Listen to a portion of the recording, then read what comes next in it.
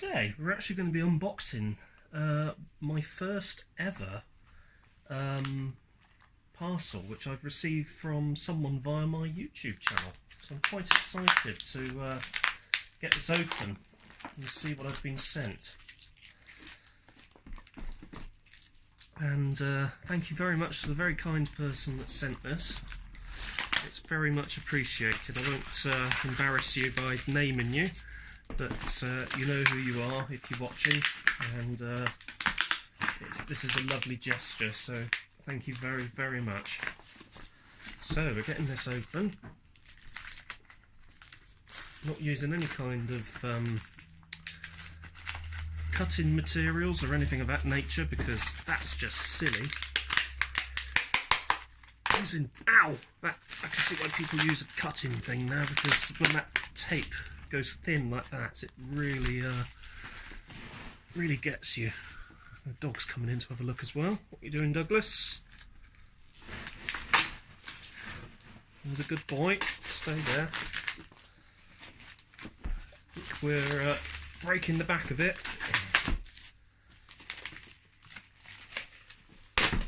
Oh, the excitement is almost palpable.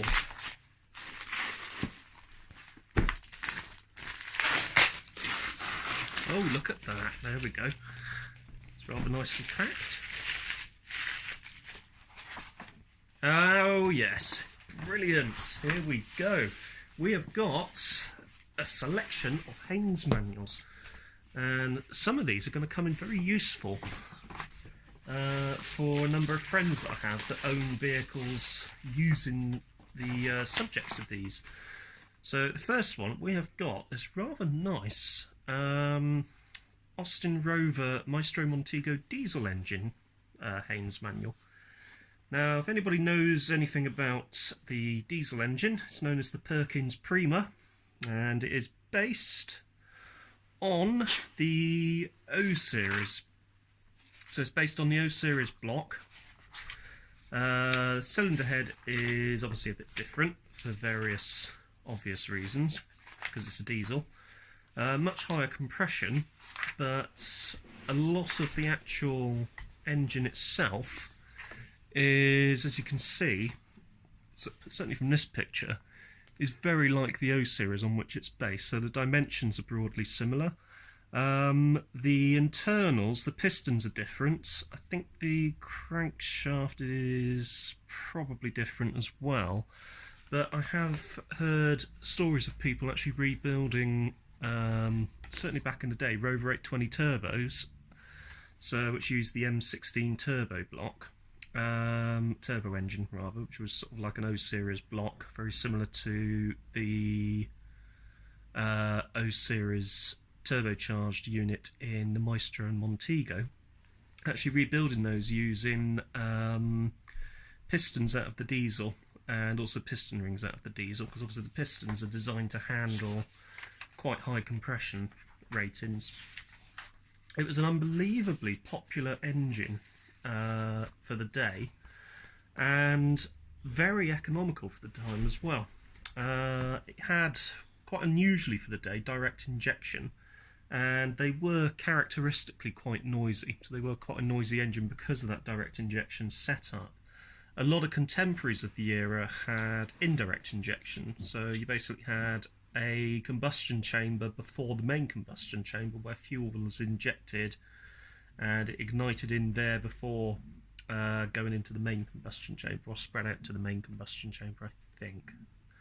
But direct injection, it was actually injected directly into the combustion chamber, and it did result in an engine that was noisier than the competition, but produced exceptional economy. I think that I have heard stories of certain Perkins units in Maestros actually returning sort of between 90 to 100 miles to the gallon. So for the time, they were quite an impressive engine. Following the Perkins was the L series diesel, and the L series diesel was used in the Freelander, Rover 200, Rover 400, 25, 45. And I believe the TD5 diesel that was used in certain Land Rover products was a descendant or a development of the L series, which itself was a development of the Perkins unit. So a very long-lived engine. Oh yes, we've also got the, I don't have this one, so this is quite good. I've got the 2 litre one, but I don't have the one covering the 1275 and 1598cc models. So this is for the Austin Montego 1.3 and 1.6. And the Montego was quite a popular car of its time. It was not without its issues, but overall, it when they were running correctly, did produce fairly reliable motoring and quite a pleasant car to drive as well. I've driven a few Montegos, I say a few actually, a couple of Montegos, a 2 litre turbo, which MG Montego turbo, which was just insane.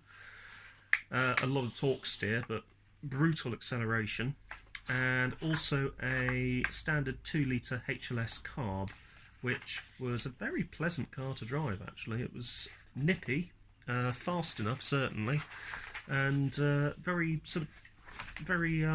flexible on the motorway. You put your foot down in fifth and it would accelerate further. So the Montego 1.3 used the old A series, and the 1.6 used the S series, which itself was a development of the R series, which itself was a development of the E series that was found in the Maxi and Allegro. On to the next one, we have, I don't have this one either, I've got the one that covers the 2 litre, but again not the one that covers the 1.3 and 1598. Actually, this is interesting. So this would be the Maestro, and the Maestro came originally with the R series version of the 1.6, which was a little like the E series, in the fact that I think it had a chain-driven camshaft. So let's have a quick look and see if that is covered in this. Oh, incidentally, if you can see this photo, and if you look at the Montego underside,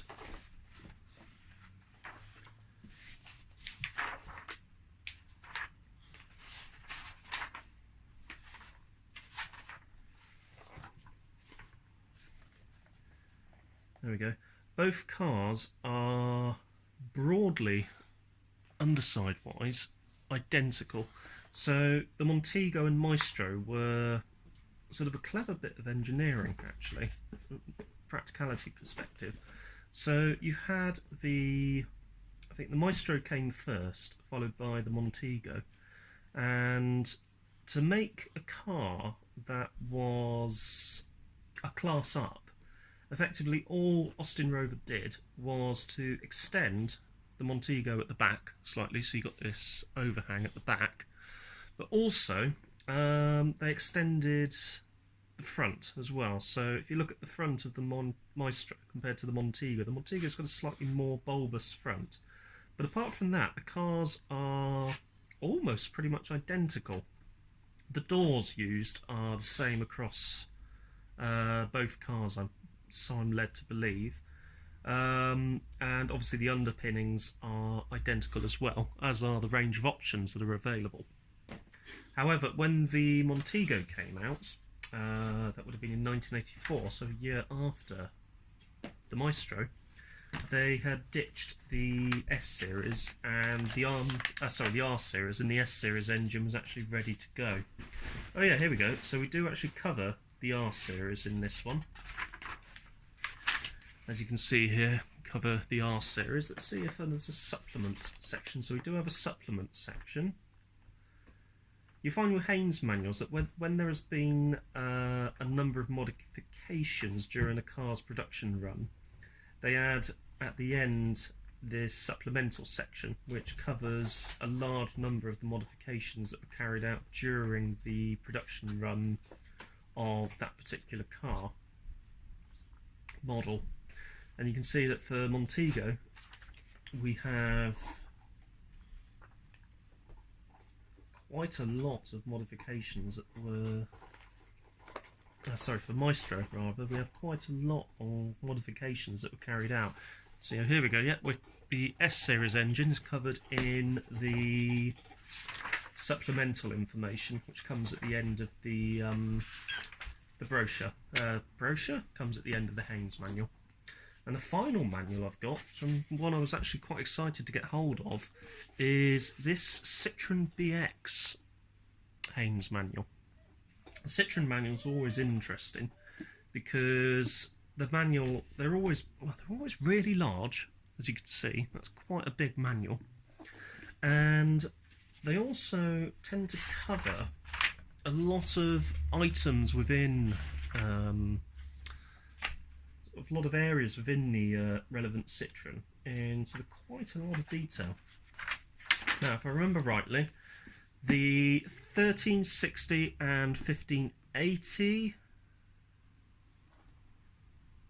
No, hang on. 1360 is a TU series engine. The 1580 and 1905cc engines are the XU series. Obviously 4-cylinder units. Only covers the petrol versions, as I can tell for this, like this.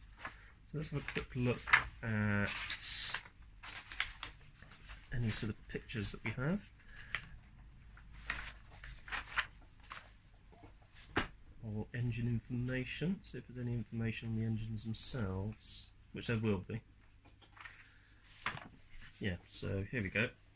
Yeah, so the 1.6 has got the engine code XU5S, 1.9 is XU9S, and I think we've got XY6C for the BX, the BX40 and XY6D.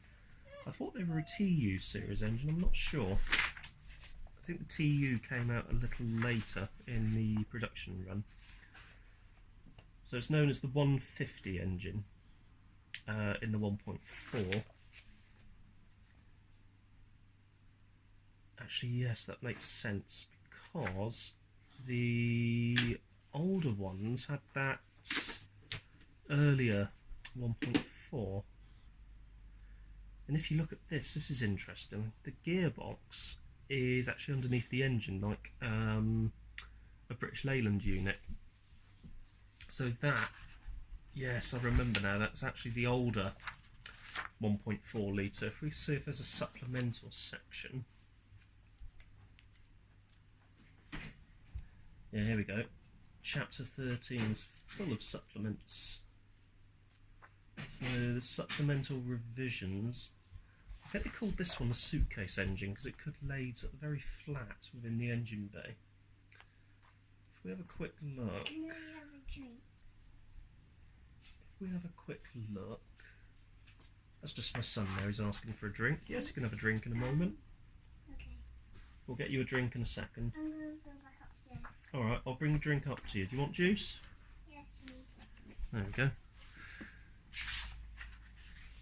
Yeah, this one does cover quite a lot. So, the later engine was known as the Type 1K1G. So, we also cover the BX GTI 16 valve in this as well, which is quite exciting. There you go. That's the TU series. That's the TU series. It's that very characteristic cam cover. That had a conventional gearbox as well. The earlier models used what I guess would be sort of called the suitcase engine, which actually had the gearbox atop the engine atop the gearbox, as you can see here. That was another overhead cam design, but I think that engine had seen service in all manner of vehicles, such as the Renault 14. I think it was in a few Simca products as well. It had a relatively short life in the BX because the TU came on stream sort of around the mid-80s or so, and certainly the TU design has actually been around for a number of years. I'm not sure if it's still used now, but I know you could get the Peugeot 207 with a TU. This is something else that's interesting. The actual whole BX was a rejected design for a Turkish company called Anadolu. I think, though I'm not 100% certain, I think Reliant had some involvement in this actual sort of appearance as well. And very early BX models had this extra little quarter light here, and that actually seemed to disappear on later models, which was interesting. I guess it went because of cost cutting, but it was an interesting feature on the earlier BX models that you had almost sort of like a 3 light side profile of the car. Other innovative features: the bonnets were plastic. The doors, I think the skins were also plastic, if I remember rightly. A lot of emphasis went into saving weight, and also a lot of emphasis went into making it one of the easiest Citroens to actually service. Before that, Citroens like the CX and GS and GSA had been very difficult, or not so difficult, just time consuming to service. In fact, when the BX came out, the strapline for the Citroen BX was loves driving, hates garages. And if you actually compared it with the sort of other figures of servicing times around, it was actually one of the quickest cars to perform a routine service on. Longevity-wise, they lasted okay. They didn't seem to rust all that much, from what I remember. What seems to have killed them off these days is the fact that they're an old car. The suspension systems are rarely looked after when they sort of fall into sort of budget ownership. And a lot of people are scared off by the suspension system, which, to be honest with you, when the suspension system is working properly, as long as you replace the spheres at sort of various intervals and you make sure that the fluid is renewed, they're surprisingly reliable. I mean, Citroen wouldn't have persevered with the system for years up until fairly recently if it hadn't have been a system that they could have proven to be reliable. And there we go. That is my selection of Haynes manuals which I have received. I'd like to say thank you very much for getting those sent across. And there we go. So, more videos to be coming up. If you have enjoyed this video, don't forget to hit that like button and also consider subscribing for more upcoming fascinating hobbies. Thank you very much for watching.